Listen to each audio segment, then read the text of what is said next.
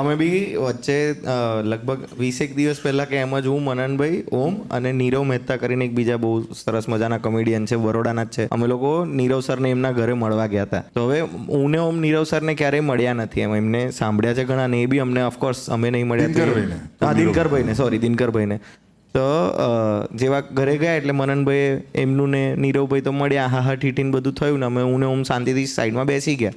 પછી દિનકરભાઈના વાઈફ આવ્યા. એમણે ઇન્ટ્રોડ્યુસ કર્યા કે આ મારી વાઈફ છે, આ મનન, આ નીરવ, આ પેલા બે કોણ છે મને નહીં ખબર, એ અહીંયા શું કરે છે મને નહીં ખબર, કેમ આવ્યા છે મને નહીં ખબર. તો કે સમોસા આમના ગણ્યા છે ને? તો કે હા બસ ઓકે, મળી જશે સમોસા. ના, ને મેં જોયું છે ઘરે બી જ્યારે અમે આવ્યા હતા ત્યારે બહુ સરસ રીતે મહેમાન નવાઝી કરી હતી અને એમાં બહુ ફની થયેલું.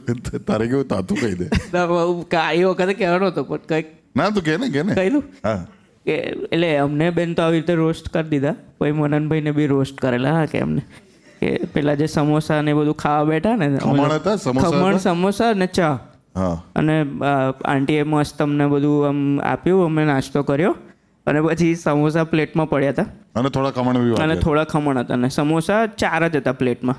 તો અમે બી 4 જણા હતા ખાનારા. તો એમને ખાલી એમ જોયું અને પછી રેન્ડમલી અમે ખાલી એકબીજાને લુક આપ્યો કે કોણ પહેલાં લેશે એ ટાઈપનું. તો એમને કીધું જોશો ના, વધારે નથી. અને છેલ્લે છે ને આટલા આમ 4-5 પેલી કકડી પેલી ખમણની રહી ગઈ હતી એક મોટા બાઉલની અંદર. તો દિનકરભાઈ કે લઈ લો ને ખોટી કૂતરા કે બિલાડીને નાખો એને કરતા તમે કઈ.